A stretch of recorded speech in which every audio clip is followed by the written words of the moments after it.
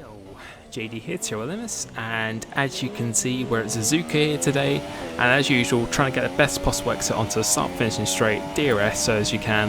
And for this first corner, it's incredibly difficult, but try and hold in 8th gear and hold it as tight as possible. So 8th gear through here, about middle of the track, try and do a relatively late apex in this in 4th gear, going up through this, hold it in 6th, through the first part, down to 5th this, middle of the track once again, and then still hold it in 5th gear, really trying to attack this, hold it through 5th once again, do not let it drift out more in the middle of the track, and then go flat out through this left-hander. And for this next corner, a very, very difficult corner, hold it in 7th gear as you pass 100 meter board, that's your turning point, 100% flat out as the curb ends, turn in 4th gear as you go underneath the bridge, and for this, go up into 6th gear, as the car's straight, that's where you want to be braking. Don't really need to hit the apex, but try and hit mid-apex, let the camber of the corner come out, and be very careful on the throttle. Stay nice and tight to the right hand side because it really will minimise the distance of the track. Going up into 8th gear, go down to 6th just before the 50 meter board for this. Let it drift out on the curb. As the curb finishes, do a late apex 5th gear through this one, and very, very cautious on the throttle once again. Tight to left hand side because that will definitely gain you some time. Going up towards 130R now, 8th gear, very easy flat out, but again, stay as tight as possible to this because it will definitely gain you some time. 100 meter board, you won't be braking, try and attack this curb along with the next curb as well, to attack those both as much as possible.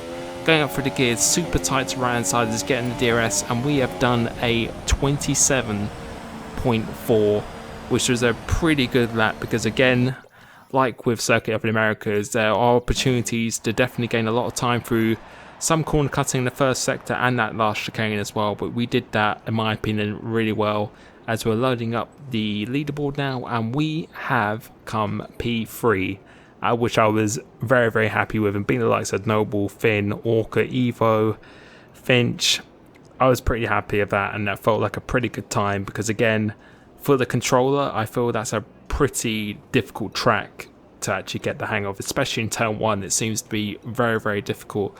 And I have to say, in terms of this setup, this was actually taken from Feisty Ted, so I'm going to be completely honest there.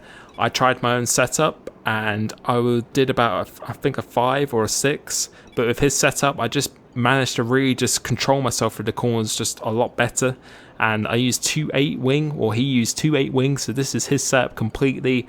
And the reason why he's done that because he's using a very high ballast, which controls, makes the car a lot more stable. 100% on diff, which will give you just maximum traction.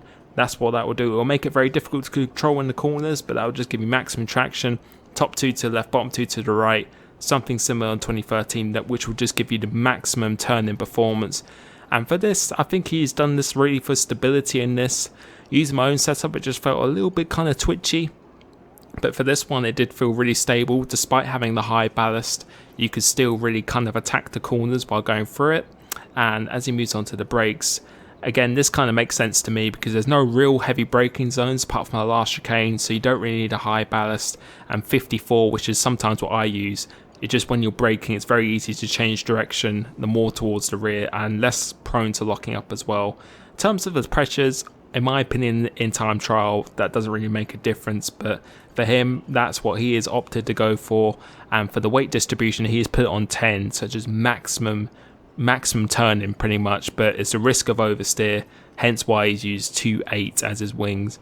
I actually tried this setup around Circuit of Americas and other tracks as well to see if it would work around other circuits, but for me, it just got a bit too twitchy and a little bit too stiff, whereas my setup is a little bit more aggressive, which I feel works better for me around other tracks what I've been using as well. So I tried this around others, just felt a little bit too stiff, but it was stable enough for this, which is something you really do need, especially on the controller around here. So I hope you've enjoyed this hot lap and setup, you found these useful, and I will catch you next time. Cheers.